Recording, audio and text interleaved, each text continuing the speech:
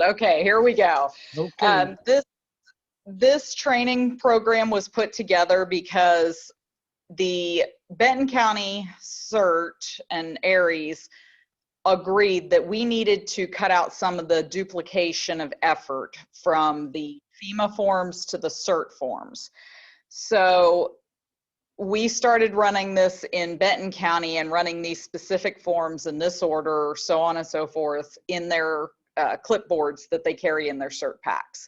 When Camden County found out what we did over in Benton County to cut out the duplication of effort, meaning if the CERTs would do something on a CERT form, they'd have to bring it back to the office, and in order for us to file it during large-scale emergencies or after large-scale emergencies, we'd have to take all that information and put it onto the Fema form. Too much duplication of effort. So we started going through and comparing FEMA's ICS forms to the CERT forms and found some that could be replaced, some that are already in use, and some that will work, and one specific one that works with CERT and FEMA together. So welcome to the Benton and Camden County training. I think this is more people that we have in Benton and Camden County already on the call. All right, the goal of this training program is to unify efforts and familiarize CERT members with CERT forms, which are vital in large-scale emergencies, while substituting in Fema forms where applicable to eliminate the need to transfer information, obviously, from one to the other. Another reason we do that is because if you guys are anything like us, we struggle for volunteers, so we can't waste the precious time that they're willing to give us. So kicking it off in the following slide, you are actually, I wish there was a way I could, there we go, I can minimize you guys. Hey. Then I don't have to keep dodging you around the screen. In the following slides, you're going to see the CERT forms which have no Fema substitution, so you cannot take these out of your CERT book.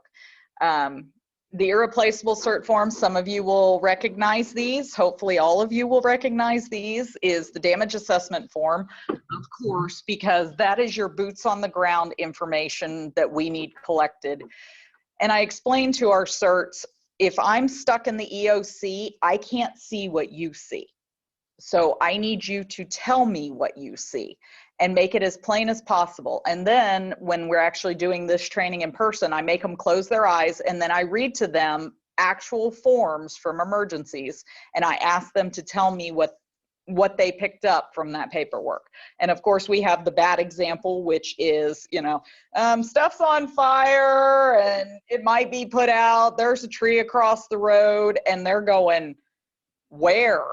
How far? You know, so they get the same feeling we get being blind sometimes in the EOC, and it explains to them and sort of demonstrates to them why we need them to give us details on what they're seeing.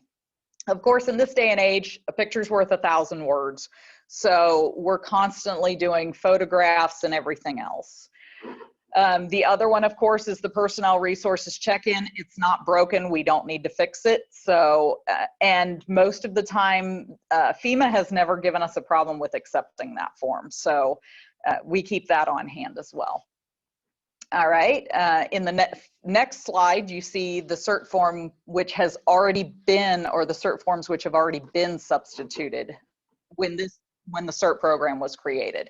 You guys, my hams, you will recognize the communications log, the general messaging sheet, which is the Ics204, and you might even recognize the equipment inventory. It was really good for us to find out that the equipment inventory log was already being used, because we actually take that exact log and we use it on a regular basis. Like if we have handhelds that are going out for events and things like that, not necessarily just for emergencies, but it was super simple to use. Nobody needed any information on how to work with it. We didn't need long explanations. So we said that one's fine. And we were glad that it had already been substituted. Now, in this slide, you get to see the Fema form, which replaces the CERT form. So if you're familiar with the CERT paperwork over here on the, I hope it's the right side of the screen if you're looking at it for you guys. I don't know if they reverse the screens or not, but you'll notice the briefing assignments and the area the page where you put your area map. Well, that already has a translation on FEMA's paperwork and documentation. We're going to go into that a little bit later during the presentation. But the ICS 201 completely takes the place of those two sheets there. And I don't know if you guys can see my mouse when I move it. All right, the next replacement is the ICS 204 for the CERT assignment tracker. Now, I realize that it's a little more detailed on the CERT paperwork, but what we try to remember is that, number one, when people are in an emergency situation, they're not going to want to stand there and write all of this paperwork down. And what we preach to our guys is if you didn't write it, it didn't happen, okay?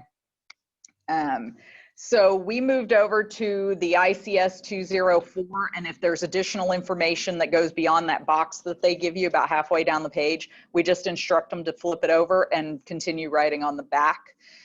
If they've got to go beyond that at some point, it might be easier to just hop on a radio and let us know what's going on, snap a picture, anything like that. But between the front and back of this form, there should be plenty of space for them to write anything that they need to for the assignment tracking. After this slide, we'll pause for some questions, and then we're going to actually dig down into the forms. All right, in the next slide, you'll see one FEMA form which works together with the CERT form. The CERT victim treatment area record should be used with the FEMA medical plan form to keep track of where victims are and where and when they are sent to the next location. Our CERTs have had the FEMA medical plan form put in their hands more times than I care to count, because these are the exact forms that our EMS, our fire, and the rest of the agencies involved always use. Now, what we do for our CERTs and certain areas is the victim treatment area. This is where they can go through what they were trained in CERT training, basic CERT training. They learned to write down, the guy had blue jeans on and he was 6 foot, we estimate he was 6 foot whatever, he had brown hair, he had blue eyes, he had glasses, you know, if that's all that information that they capture, if the victim was not awake to give them a name or some other way of identifying them. And we'll get into that more in a little bit. All right, see, I did this for you, Dan. I worked in a slide for the questions, discussion, and review before we dig down in. All right, do we have any questions?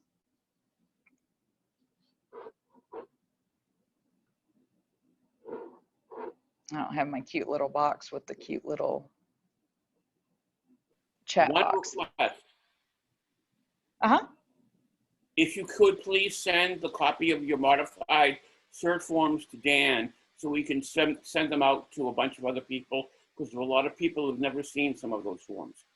Oh, great. Yeah, we actually already have it public. It's on our website because, like I said, I did this training like 2 or 3 weeks ago, I think.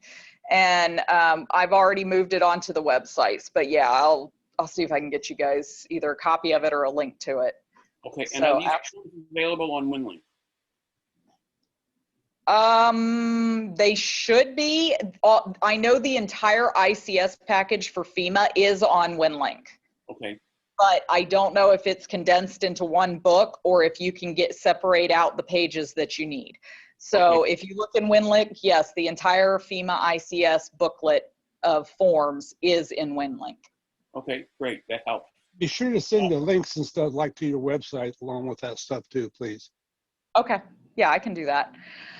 Okay, now we're going to drill down a little bit so I can tell you guys why we opted to replace some of the forms, because this training is really for brand new CERTs, brand new areas that are cross-training, who they've only seen the forms once during chapter 6 of the training. See how often I train CERT? I know which chapter it is. But these forms are covered in chapter 6 of the basic training. And they literally only saw it that one time and during the final disaster scenario that we put them through. So we're going to go into a little more detail. And then after that, if you guys want to do another Q&A, then we can do that as well. All right. So first, let's drill into the victim treatment area record.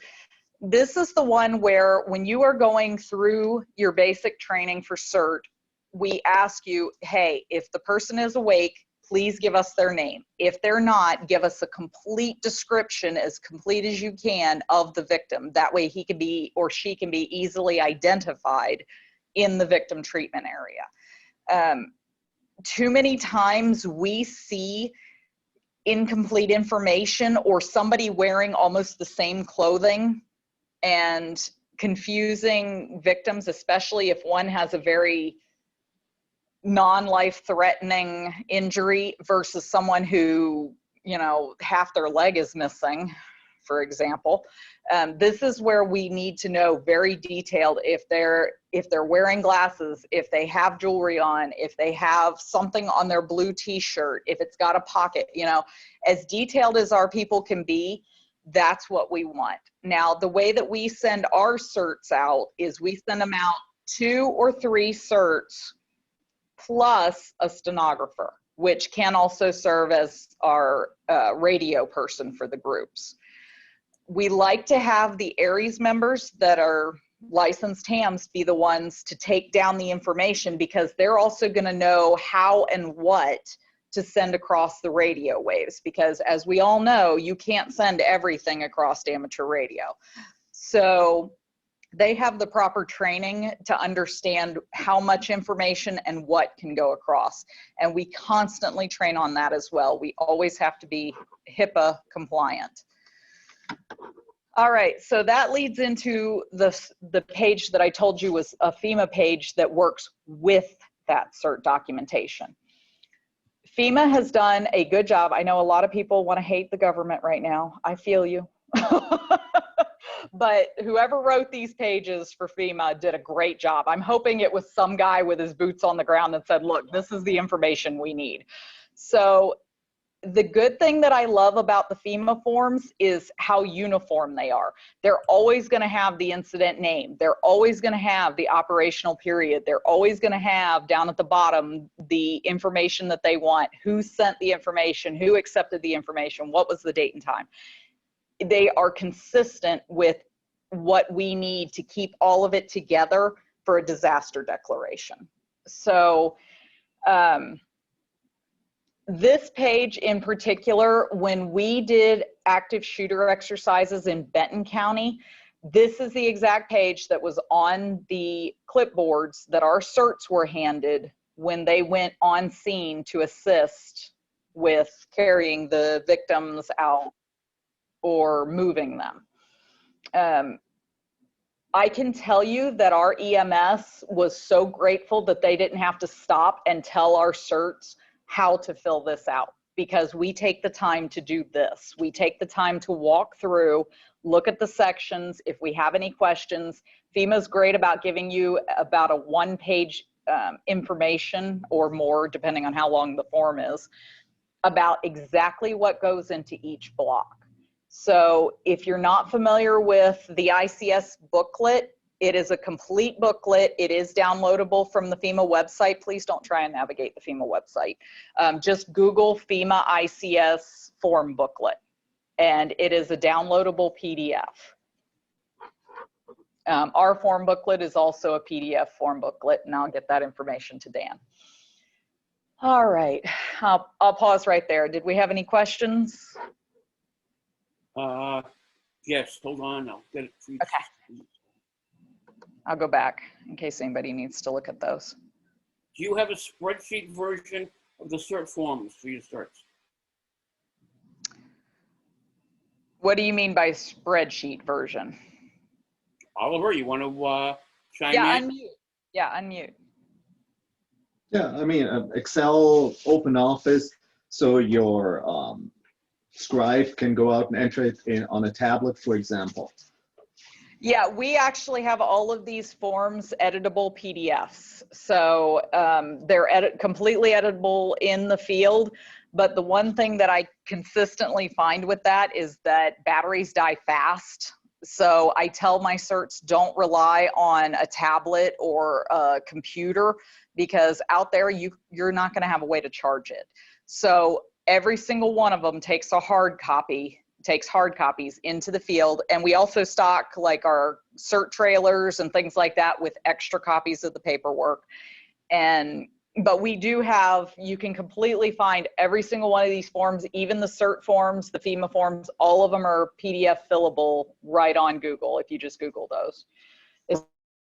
Well, we got away from using PDFs because they're very large, and before VARA FM, it was very difficult to transfer them in a timely manner using Packet. But we found VARA now can do it, but compressing it down to an Excel sheet or ODF might have some benefits. But you know, just curious about that. Thank you so much.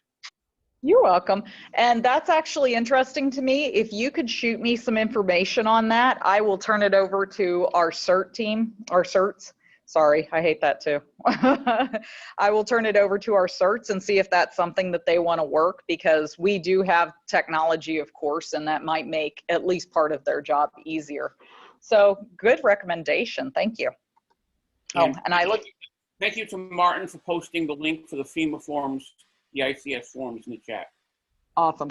And if you guys see me look down, I'm looking at you. We have Luna as our microphone. So I'm looking at you like you're there when you talk to me. All right. So moving on to the, oh, I'm sorry. Were there any other questions? That seems to be everything. Okay. So moving on to the Ics204 form. Again, you'll notice the consistency, incident name, operational period, and then down at the bottom, who did it and what time and what date. That, I can't express how much that helps when you are trying to put paperwork together for an incident or for a disaster. So consistency is our friend on this.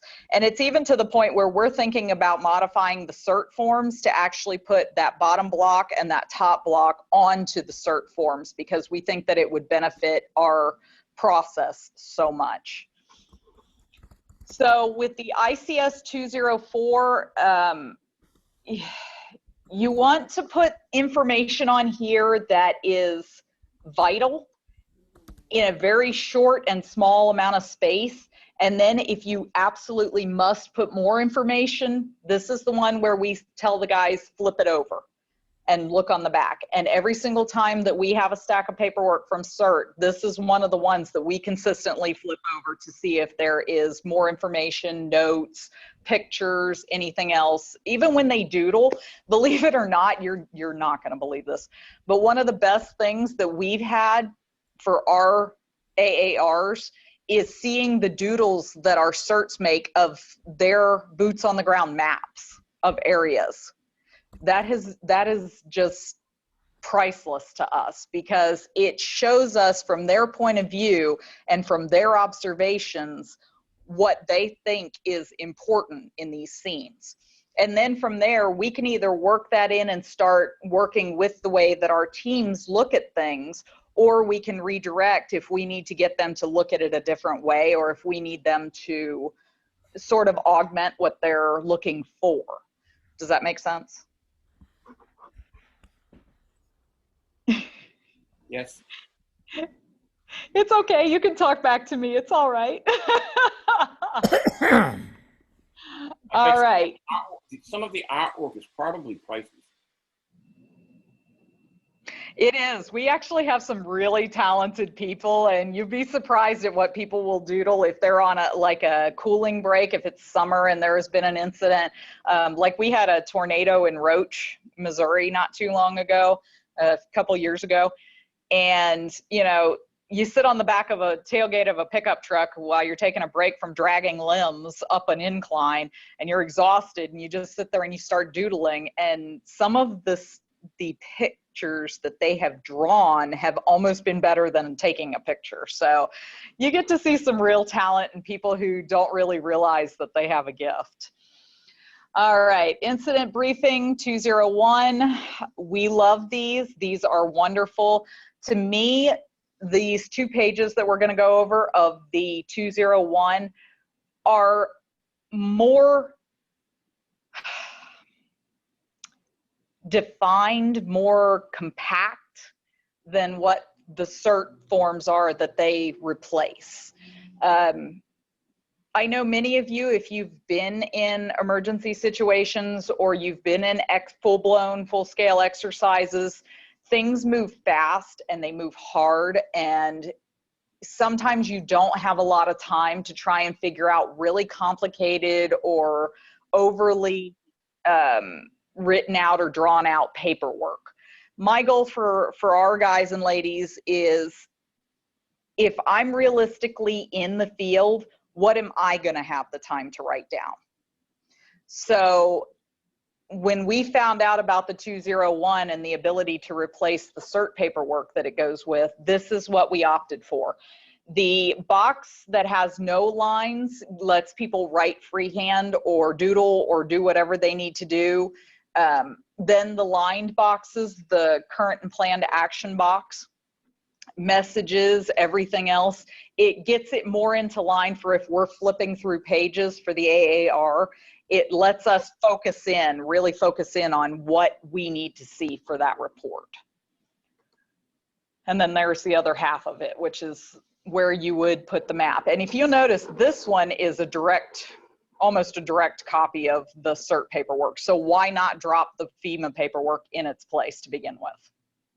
Enough said. Sam, can I ask a question about that? Sure. What was the source of the CERT forms library? Did that come from FEMA? No, that actually was designed by CERT, the LA CERT, the originating. Okay. And so how, do you know how the FEMA CERT, I don't know what they call that position that interfaces between FEMA and CERT, but do you know how they feel? I mean, are they encouraging using the standard ICS forms? As far as I know, FEMA is always encouraging using the standardized ICS. Okay. So what you're doing is replacing the LA specific forms.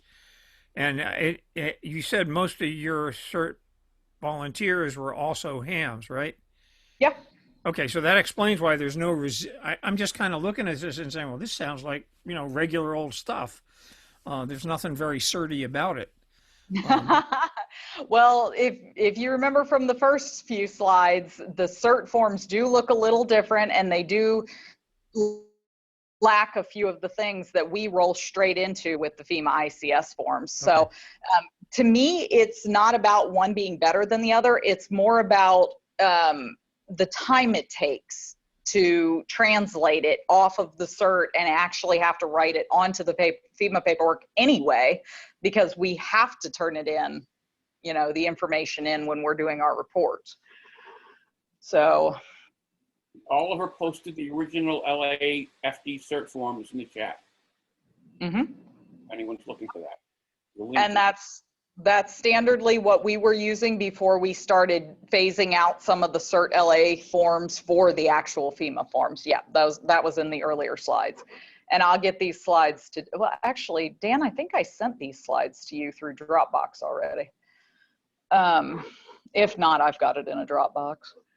All right. I'm not even going to touch on this for very long because all my wonderful hams out there, you already know what this is. No need to beat a dead horse, right? All right. So our ICS 213, I actually like, there's a constant argument with hams, radiogram, ICS 213. I like both of them, and I like them for different reasons. While CERT doesn't use the radiogram, doesn't know anything about it, I'm just going to put my Aries hat on here for a minute. That radiogram is absolutely priceless when you need to do word counts and you need to follow up and make sure that messages were translated exactly as you sent them. I cannot say enough for radiograms on that. But I've also used the ICS 213, and when you're dealing with volunteers who are not hams or ones who are not cross-trained in communications, this form is a lifesaver. It allows people to get the information, and not just in gist, because we actually want them to be as focused and correct as possible when they put this information on these forms. But it also allows people who, like I said, we deal with a lot of new volunteers. They're not used to filling out paperwork. So they don't understand, you got to make sure even that tiny box up in the corner is checked, or even that little box down in the left-hand corner is checked on some of these more detailed FEMA forms that we have. This is by no means a complete overhaul of the CERT system versus FEMA, because there's a million more forms that FEMA has. So this is by no means a whole book here. This is simply replacing some of the CERT forms with the FEMA form. All right. Don't have to go into communications log. Most of you guys understand the communications log. If there's one of these, it should be on here. Also, even if there's not one of these, any communications that is of high importance, we ask our CERTs to go ahead and write it down, because sometimes they will get a transmission over the radio that was not put into a form or onto a form. So we want to capture those and get them on this communications log. So it's kind of our safety net when we do things in the field. Any questions? Ooh. Good. All right. Equipment inventory. Now, you heard me say earlier that this is one of, if I didn't, this is one of my favorite forms. We have not had to change this form at all for what we use it for. We don't only use it during large scale emergencies or exercises. We use this actual form in our radio room here at the EMA to make sure that all of the radios that we have, not even just CERT radios, but all of the radios we have, such as the portable MOSWIN radios. I don't know if you guys know what MOSWIN is. I don't know if it's in any other state other than Missouri, actually. But we have expensive equipment that has to go out. Sometimes first responders need to check it out. Sometimes other counties need to borrow it or what have you. We constantly use this form. So I can't say enough. Get familiar with it. Understand what you need to put on it.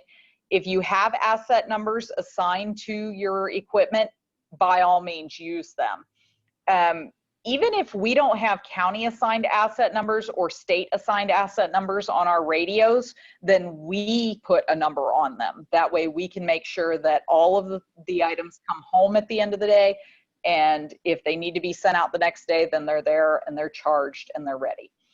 So we have the mass vaccination event coming up with the Missouri National Guard here in Camden County on February 14th and 15th. Yes, on Valentine's Day. Yes. So we have a whole bank of radios that have been programmed by the ARES EC for Camden County. Not only do they have all of the frequencies that the county uses, the first responders use, but it's got all of the ham frequencies, and then it's got simplex frequencies for us to just flip over to. That way we don't have to dial them in. And when those go out, we will be sending this equipment inventory out with them. So that's going to be an in the field live use of those for our county. Personnel resources check-in. This one, notice that you've got CERT and date on this one. This is one of those ones where I told you that we're thinking about taking this and modifying it just a little bit to put that exact box that FEMA uses, the incident name and the operational period for the top, and then the signature, date, time, and all that at the bottom, because we think that that's important. You don't want to everybody comes back from an incident or an event, they're exhausted, they toss their paperwork down, and then maybe it gets mixed in with some paperwork from another event. Because there have been times here at the Lake of the Ozarks when we have more than one event running and our team is split up and we have CERT 1 and CERT 2 running, and their paperwork can get mixed up. So we're really considering making small changes to the CERT paperwork that we're leaving in place. But absolutely vital for any event and any reimbursement, especially with FEMA, is that check-in and check-out time. And one of the things that I don't know if you guys do it where you are, but if we have someone who checks in and we don't have a checkout time form, say we've been running line searches and they haven't checked back in and we don't know where they're at, we have to go out looking for them. We have to call their phone. We have to find out where they're at. If they went home and just forgot to sign out, you know, there's a level of concern there for the volunteer, and you want to keep track of them. So when you teach your people, because I feel like I'm speaking to leadership of these areas, you guys are the leadership, pound it into their heads over and over, check in, check out, check in, check out, and just keep hammering that home till you're sick of saying it. When I train my CERT classes, by the time they go home every night, they are convinced that their name is Sam and they're from the community emergency response team, because I'm constantly yelling at them about when they enter buildings or whatever. My name is Sam. I mean, top of my lungs when I do these training classes. Same thing with if you have people who they forget to sign out or they forget to sign in every single time you bring them to events or bring them to any kind of operation. Exercises, very important. I don't know what level you guys are, but with the exercises that we have to run once a year or twice a year, we don't get credit unless every single person signs in and signs out. That person doesn't get credit for the exercise, and they track that stuff. So make sure that you have your guys and ladies sign in, sign out. Was there a question? There was a comment about radios. Most radios have a serial number under the battery. The last 4 or 5 digits can most often serve to ID the equipment. You take a picture of it with a cell phone, and then the sequence of pictures can be matched to issues that may be missing information. This way, if you're missing someone and the radio hasn't checked back in, you can find who it was assigned to and find out who's missing. Nice. That is a fantastic idea. Most of the time I'm dealing with either Homeland Security numbers that have been assigned, asset numbers that have been assigned, or I'm dealing with county asset numbers that have been assigned. Mm-hmm. That's a fantastic idea, especially for Aries. Yep. So good job. I don't know who said that, but nice idea. I like that. That was from Steve, KX4EF in Virginia. Hi, Steve. Thank you. That was a fantastic suggestion. Like I tell everybody all the time, I don't know everything. I just come to you guys to show you what's working for us. And heck yeah, I'll take your suggestions and maybe make our group a little bit better. All right, here's another one of the forms that doesn't change and is not replaced. There is no Fema form that replaces this CERT form. However, it's another one that we want to do that little change to on the top and the bottom to bring it more in line to fit in with what we need when we're running through the paperwork and filing it. So the damage assessment form, again, I don't know how much detail you guys need, but this is where you'll mark anything that is torn up, damaged, went wrong. If you're doing a 360 of a house, write all the information in. In that observations box, you write in the information of any victims that you see. You want to make sure that your detail on this form is really good, because it will be matched up with that medical form that we saw earlier, the CERT one, that if the victim is unconscious and you have only to go on your definition and your description of what they're wearing, you want it to match on both of those forms. So you want it to be a good translation right across, if that's what you put in your damage assessment. Because when you do your damage assessment, you might find a victim. It's a good possibility. All right, and I did actually put this slide in. I must have put it in after I've trained the last training. The book of forms can be found on our websites for both counties. I'll leave this screen up for a couple of minutes. That way you guys can either type it in or take a picture with your cell phone or whatever you'd like to do. But Benton County CERT doesn't have its own website. It has a page on our EMA website, and then Camden County actually has its own website completely, and I actually run both of those, so you just get it from me.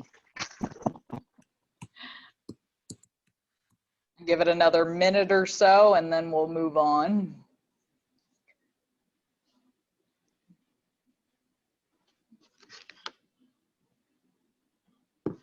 someone, Joe from, it doesn't say where he's from, he says he would use a PAR, personal accountability report, like the fire departments use in a fire, and also do periodic roll calls for people. That's a really good idea. And we actually do that over the radios. We don't document that, so it's not in this training, but that's one of the things when we do the radio communications training that we do. I am a worrywart. I am like a mother hen. I want to know where all my volunteers are. I want to know that they're safe. I'm not going to impede their job, but I want to know they're okay. So they hear a lot of Sam on the radio checking on them. All right, we ran through this pretty quick because it was an hour last time, but there were a lot of questions and I paused a lot for a lot of questions. It was easier for you guys because I always assume that you're the leaders, so you already know all the actual basic training. But if you want to do, well, see, you guys won't need this information, but this is the contact information for our two groups. But now if you want to do a Q&A or trade some information, I am happy to take part. Otherwise, we ran through it pretty quick. There's one question here. It's from Dale, and he wants to know how to do a really rapid assessment of a medium, and that's all he has in the message, so I'm not sure what he's referring to. So Dale, if you want to unmute and ask your question directly.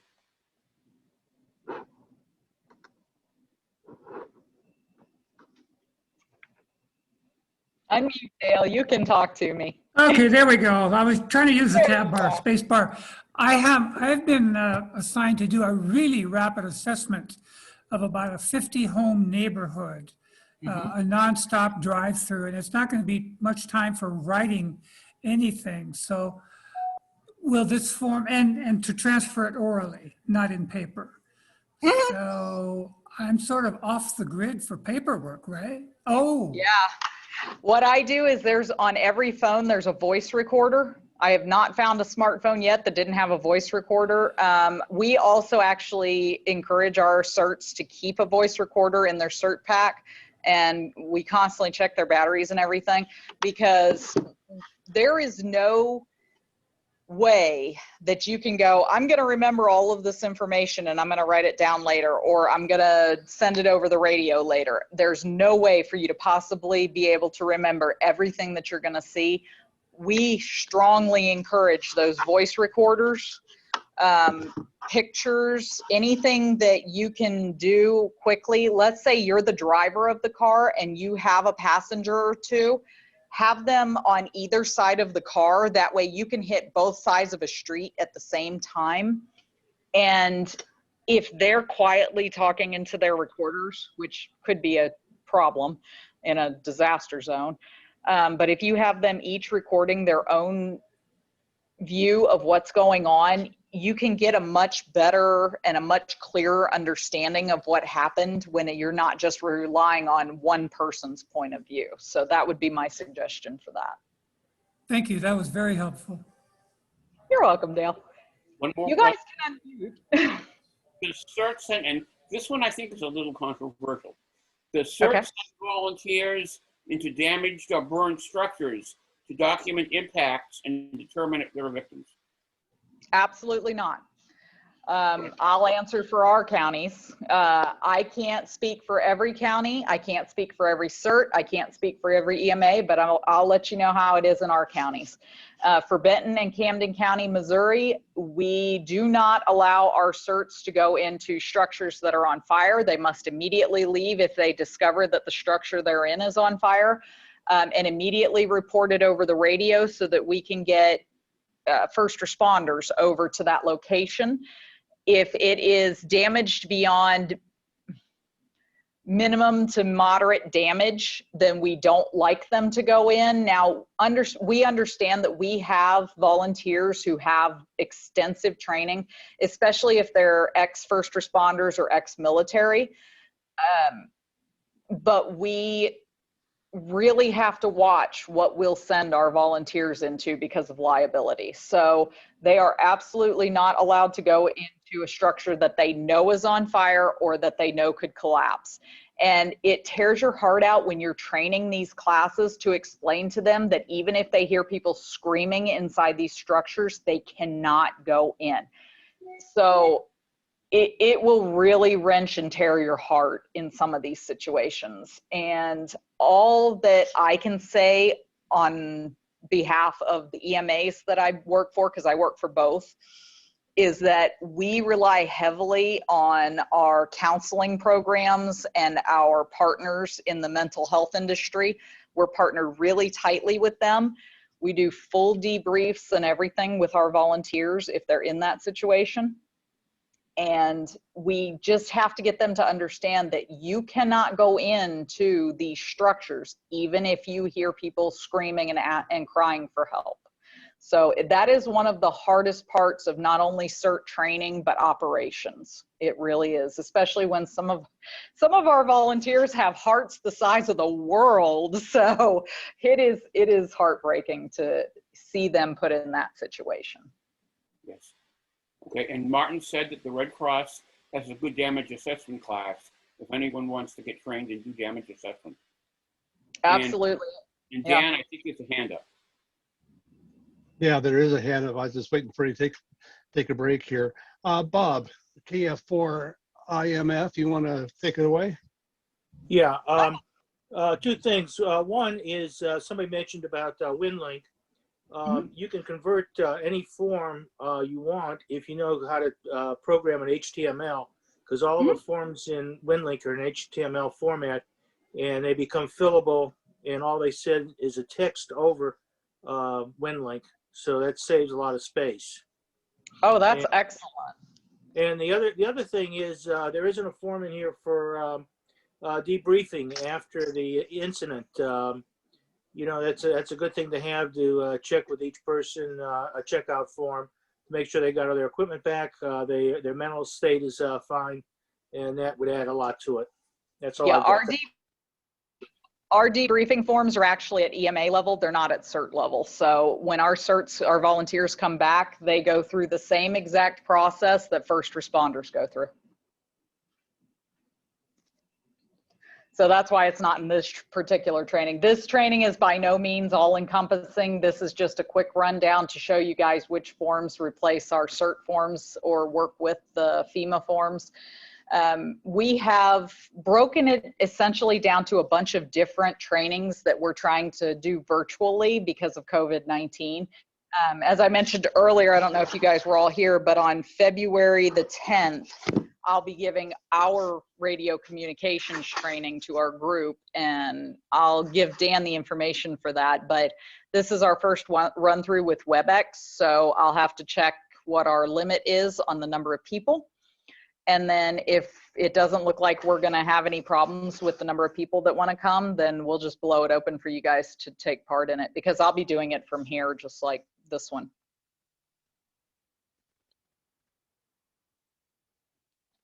Okay, how's the chat thing going there, Barry?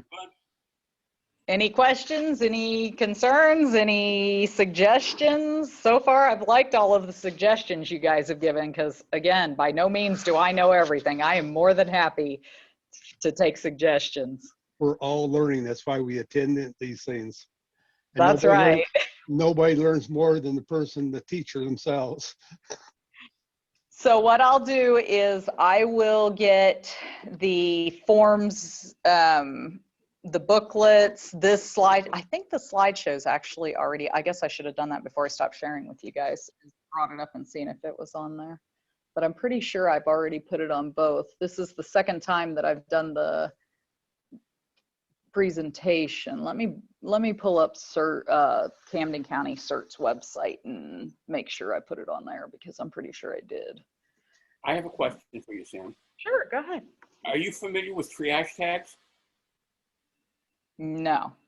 Look into triage tags if you're going to be doing any. Oh, yeah. The ones they carry on the ambulance? Yeah.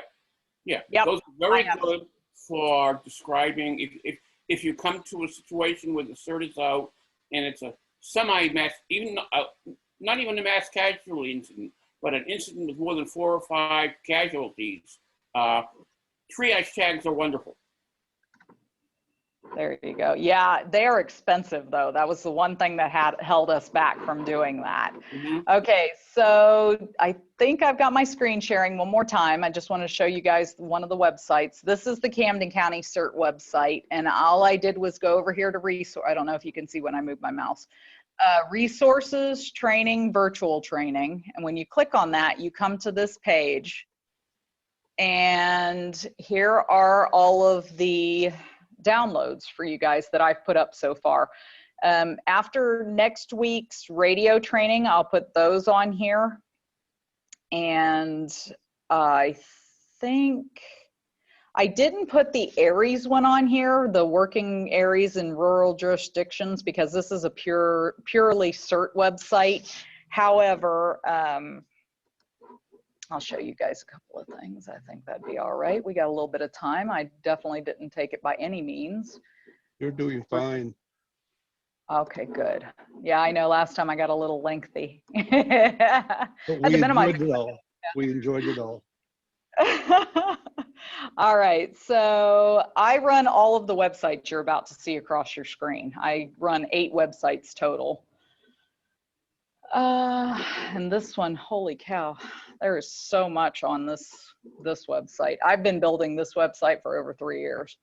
So you'll find information about all sorts of things. Like if you guys ever wanted to check in on my Sunday Night Nets, we've got an Echolink connection, an Echolink page. So you could always check in with me. That's for the Benton County ARIES. And that's the Warsaw, Missouri repeater. But I don't know where I might have put it on here. I should have put it under the quick reference guide.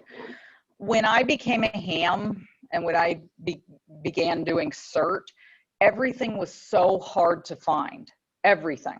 So I said, you know what, forget about this. What's gonna happen is I'm gonna put this all in one place and make it easy for people to find. The other thing that was really hard for me to find was this part right here, verbal transmissions of the radiogram.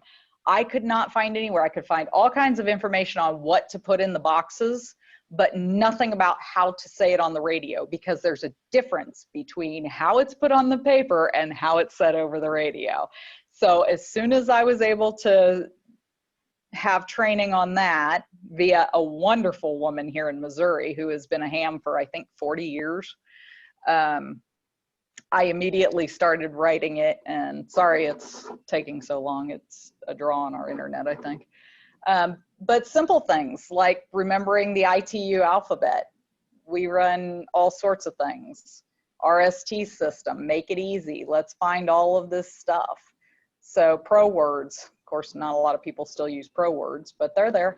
So the websites that I show you guys, this is all stuff that has been helpful to us. And by all means, if you can use it, go for it, because I feel like we need to share to be able to work together and get things done, especially when there's an emergency.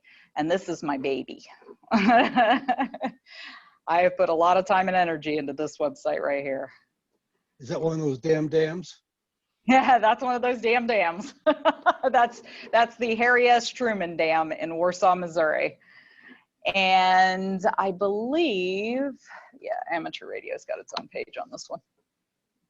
Because I am fortunate that my boss at the EMA loves amateur radio operators, wants to work with them. I am one of those fortunate people. And he got our LEPC to purchase the MCOM trailer. This is our work truck. But this runs through everything we did and how we presented it to the LEPC to get it done.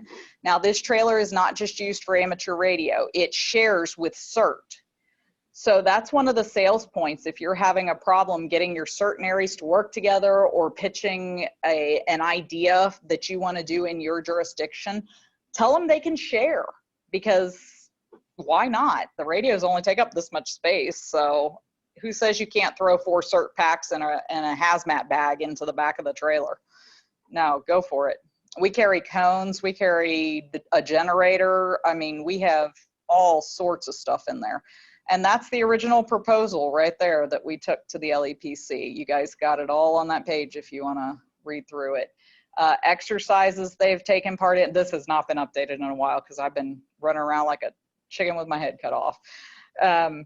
Exercises, we actually had the assistant EMD from Johnson County come down and take part in our active shooter exercise. So we were pretty excited about that. Events, that is actually my daughter chalking the wheels right there. And there's my son. He's in the orange vest right there. Like I said, I don't know if y'all can see my mouse. But putting out the tents, getting everybody to understand, you know, what CERT is. They don't, half the people don't even know what an EMA is. Heritage Days is something we do out here where we talk, there I am, where we talk to the public. Now, the short woman here and the tall man next to her and this woman over here on the left side of the picture, all three of them became CERT members for Benton County from talking to me that day. And I absolutely love them. They're my heart. We've done field day. That was pictures from the very first field day I ever participated in. I had no idea what to do. And luckily, the Warrensburg Area Amateur Radio Club and the Sedalia Pettus Amateur Radio Club said, come on, we're gonna teach you. So this is all stuff that you guys can find on our websites. There's training, there's all sorts of resources. And the great thing I feel about the FEMA training is, as someone pointed out, you don't have to be in state to take the training. You don't have to be in a certain state to take the IS courses. And there's links to all of them. I probably need to update them because I think they put out a new 800. I think we're on D now. There's the NIMS courses for becoming NIMS compliant for the EOC. You know, we welcome you guys. If you want to use our resources, they are open source. So you are more than welcome to use them. I'm sorry, rattling on. I have such passion for this. No, and I have you're fine. such excitement to help you guys and to make life easier and tell you all of the terrible things that I had to go through, you know, so that you can learn from them. But that's our pride and joy right there, is the fact that we all work together.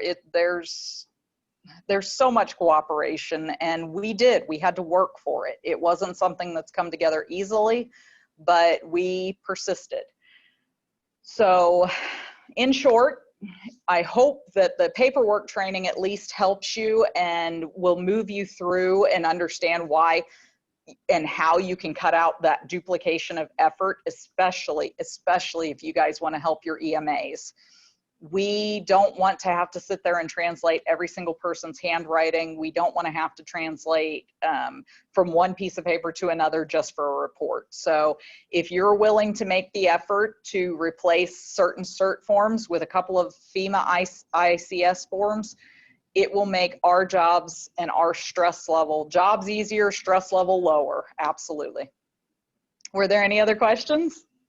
Just a couple of comments about finding these links to find out info on accountability tags for people. And also, the importance of forms is in the after action report. The faster the people at the Emergency Management Agency or whatever agency get the paperwork done and submitted to FEMA, the faster the money can get to you.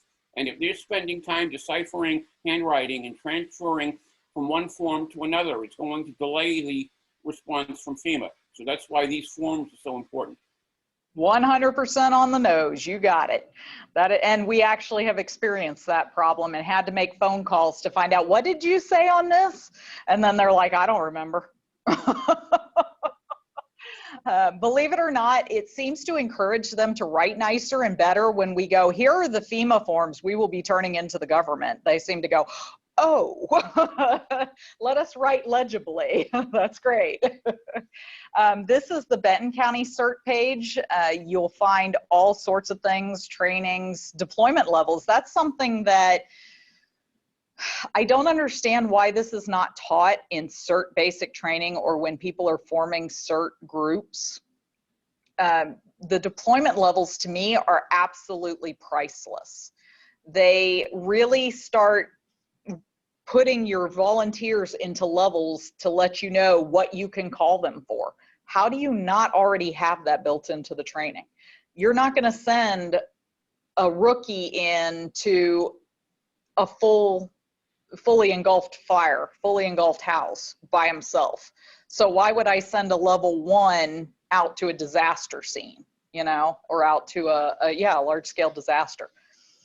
So to me, establishing levels has helped so much in getting those volunteers in, because you can tell them, if you're not comfortable with getting deployed outside of your area and you literally just want to help your neighbors, you don't have to be above a level 2 or a level 3. It's fine. You can stay there. So for our paperwork, furthering our paperwork, this is something that goes into every new CERT packet that we put together, is the levels and letting them choose what they're comfortable serving as. We're piloting this one right here. It's an accelerated CERT training. We do 24 hours in 2 days, 2 12-hour days. It's fun. Everybody thinks you push your volunteers hard, Sam, and I'm like, I only let them come into this if they're committed. We get guys that take it as a challenge. Oh, can I finish CERT training in 2 days? And of course, we have mandatory requirements on that. Not everybody can take the accelerated training. And you guys can see that right there. But that's just a few things that we've done that have proven to be useful in our counties. I'm more than happy to give you guys more information, give you guys links and these PDFs. So other than that, that's pretty much what I've got for you, Dan. I got one Okay. more question from the chat, but I'm not sure that you can answer it. It says, Okay. from John, it says, in WinLink, he sees the RRI radiogram Ics204 form. He wants to know what agencies, if any, use this version of the Ics204 form. And I'm not sure we can answer that. Yeah, it's completely subjective. People tend to use whatever it is that they're comfortable with. We don't use it. We use the standard 213. So I'm actually interested in that now. Now I want to go look at it. Can you drop a link in there? I mean, is there a way we can? Put a link in the chat. That's Radio Relay International, Yeah. and Okay. it's an international umbrella group for amateur radio organizations. And for my money, we stick with our own national organization rather than spread ourselves across 2 systems. So I'd Yeah, stay with the ARRL. When we're already trying to cut down on duplication of effort and make things easier, it'd be a little counterproductive to come into a training and go, hey, I got an idea. Let's look at another countries. And Sam, can Yeah, you so include the so link I'd to say all of leave the- the RRI stuff alone. Okay. Can you include links to all of your websites to Dan so we can put it out to everyone? Some of the people. Absolutely. Absolutely. And like I said, if you guys need anything, I will be more than happy to help you with it. Really take a look at those websites when you get the links, because we have spent years, literally years, putting all of this information in one place. So yeah, absolutely. And if you need anything changed, or if you want anything done, you can get a hold of me, or if you want copies of whatever we've got. We have a lot of stuff that's not on our websites that we just use internally. So if you guys are ever curious about like a literal walkthrough for us, that might be a future training that we can do on one of these nights. Okay. I was able to pull the chat up. I'm proud of With myself. all of these forms, do you do a lot of over-the-ear transformation of the forms from the field to a headquarters? Verbally or through WinLink? Verbally. Verbally, absolutely. And the reason why we cover this in the radio communications training. The reason why we want them to write it on the form before they get on the radio is, if you know, a lot of people get mic fright and they start doing the when they're on the radio, because they're not quite sure what to say next, or their brain is in that overly stimulated area and it's hard for them. So we found that when you get them to write out on their forms what they're going to say, they are so much smoother when they just have to read right off the paper exactly what, I've got a visitor, exactly what they want to transfer over the radio. So yeah, So it's you do have a 100%. separate course in doing message training and stuff, and radio stuff. Yeah, our radio communications training covers so much of that. It actually covers what we want them to say on the radio. We're fortunate that most of our certs are hams, but we do have, in Benton County, we have far less non-hams. But here in Camden County, we have a lot more non-ham certs. And they keep asking me to come back and give them the radio communications training fairly regularly. I would say about every 3 months, they have me come back and do the exact same training again. Now, granted, I'll switch it up and I'll give them different examples on what they might see or say. It's actually one of my favorite trainings to do because I make them turn around away from the pictures and have somebody describe the picture as they would over the radio or on their sheet. And then I have the person turn back around and tell me which of the 3 pictures they were describing. It only works once with each class, but after that first time, or during that first time when they're going, well, I see a brick house and it's red, and then you see the guy turn around and there's 3 red brick buildings. I like to play with my volunteers a little bit, let them know why it's important to be detailed. Oh, well, guess what? There's a broken telephone pole outside of that house. That's important to know because somewhere someone knows that telephone pole is broken, whether it's the phone company, the power company noted it, whatever. But if you can use something big, one of my favorite pictures is a house that the house is destroyed, but there's 3 like tall spear trees. They're like 30 or 40 feet tall.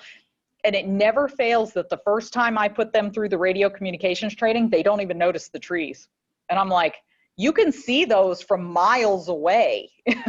So describe those, because that gives us something really good to shoot for when you're trying to describe a scene that I can't see. So it is a lot of fun doing the radio communications training, and I look forward to it every single time that I get a chance to do it. So I'm excited. What I said, February the 10th, I have to keep looking at my phone because I'm like, and there you go. See, fire department.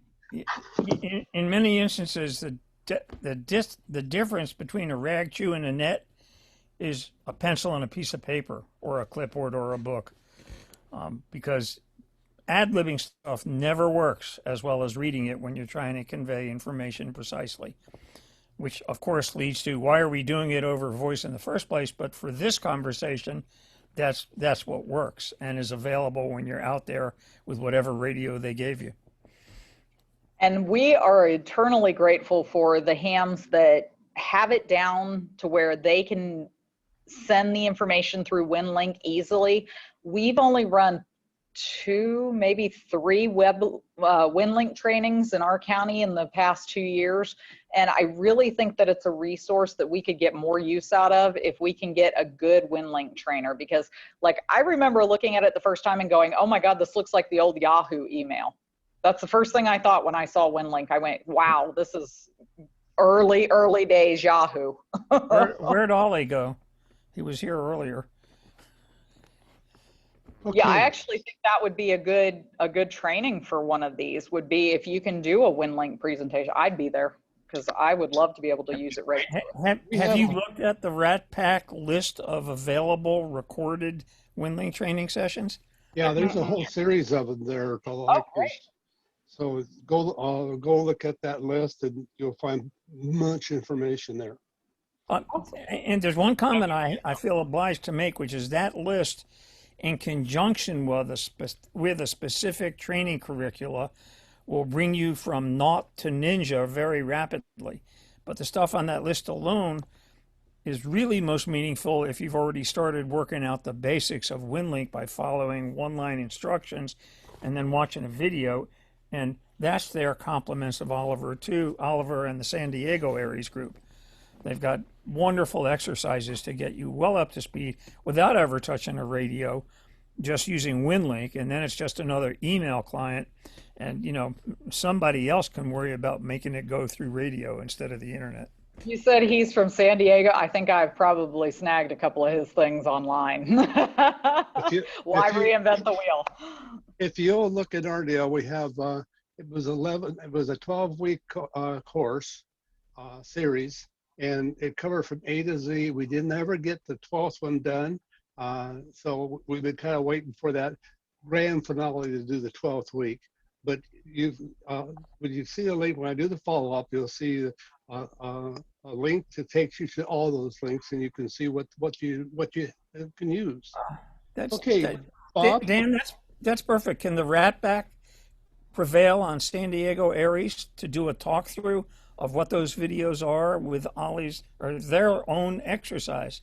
They've got this 27 or 28 element exercise for self-study that doesn't have anything to do with radio, but has everything to do with WinLink. And if that was the last exercise, that would be most eloquent, because that's really the beginning of the process. Yeah. Yeah. I'll have to follow up on that. Thanks, Dan. Bob, you Oh no, don't mention my name. Okay, Dan, I'm going to mute you. And Bob, Bob has his hand up. Bob, KF4IMF. Yeah. When I teach, you said you have a lot of people that are non-hams. When I teach that part of communications, we use FRS radios, and what I've built up is a 10-piece Lego kit. There's 2 kits matching each other. One is in one room and one is the other room, and they have to build, one transmits and to the other group, and they build the kit to match the one that they're building, that the operator's building. So that gives them a chance to break in with using the radio. And it seems to work really good, and the students really enjoy it. I'm not ignoring you. I'm typing a note because I love that. That sounds so sneaky, like what I do to my volunteers. That's awesome. Let me write that down real quick. Yeah, you guys come up with some of the best ideas. Anybody else got any ideas for me to train my volunteers? Tom's got his hand up, so you see what he's got to say. Calling on me? I am calling on you. Baltimore City's EMA has a group of amateur radio television volunteers, and I don't know the details of the program, but what they said was that FEMA won't accept damage assessments except from a trained damage assessor. You have to have training in it. So that's true. What the Baltimore City people did is they send these hams out with their amateur radio television stuff and send it back into an evaluator who's sitting in front of an ordinary television set, because the old standard television, which many amateur radio television people still use, will come through the cable antenna of a regular television set tuned to like 67, 68, or 69, depending on what AM channel you're using. And they can see what they're sending right there in front of them, and they're a trained assessor. So they get to cover whatever the camera covers, instead of that person who's trained, running around to see it as on the ground, which would take them much longer. Absolutely. That's a genius idea. The other thing that we do is, I think we partner with the Red Cross, and the Red Cross helps us. I think it's the Red Cross that helps us with our damage assessments, because they already get the training as part of the Red Cross is going through a restructuring right now. And they've got all new updated ways of doing things. We just had one of their ladies on our conference call today. Like, they've got a program that's allowing them to charge debit cards and things like that on site for when there's house fires and things like that. But they do all kinds of training classes, and they do them for free. So anytime we get a chance to call them in and cross train with them, we absolutely do so. The best thing I can tell you guys is never turn down training, especially if it's free. So I would go with that. Be aware that the Salvation Army is also going through a reorganization right now. They're changing their areas of responsibility and how they're set up. So if you're involved with them, pay attention to that. Yeah, we are. We've got them for both counties. So I figured they must be because we haven't heard anything from them in quite a while. So I thought either they were going through restructuring or they needed to bring in new management or what have you. So yeah, I hadn't heard that they were going through that restructuring though. Thank you. I appreciate that. You might want to try Florida CERT. Okay. They have a damage assessment program that runs on a iPhone and a iPad that they use and for training in the field. So you can go out there and take pictures, and they've got a full program on it. So you might want to check with them. Nice. I am making notes. See, this is so helpful, guys. I appreciate you taking the time to give me some tips and some pointers. I really do. Okay, Barry, what we got in chat? No more questions. Okay, Gail, you want to take it away? Yeah, every second Thursday, the American Red Cross has a WinLink training program where you've got all day to complete a pretty simple set of instructions for putting a message through. They were doing it every Thursday, but they kind of backed off now to every second Thursday. And where do they do that through? The American Red Cross. Okay, Sam, I can send you information on that. Okay, great. Okay. Thank you. May I, Dan? I think it's Red Cross people, but it's not the American Red Cross doing it. It's just amateurs who are affiliated with the American Red Cross. That's exactly right. It's a But great way to learn it. They've got a meeting place, and I'll get that information to them. Awesome. Thank you. I appreciate that. Okay, somebody's got their mic open. I'm trying to see who's left here. Dan, I'm going to mute you again. Sam, I won't. Barry, I won't. Okay. Any more questions? Do you have anything, Barry? Nope, nothing in the chat. I think Dale had his question answered, so we can lower his hand. Yeah, how about Dale? Is your question answered? He said yes. Okay, cool. We'll lower his hand. Okay, it's been a good presentation. I don't know about you, but yeah. It wasn't me this time. And Dan, you'll notice that my computer was plugged in, so there was no dead computer problem this time. You did well. You've done well. Well, this has been a real good one. I'm sure that they'll get the video out to everybody. You send me all the links and everything you can.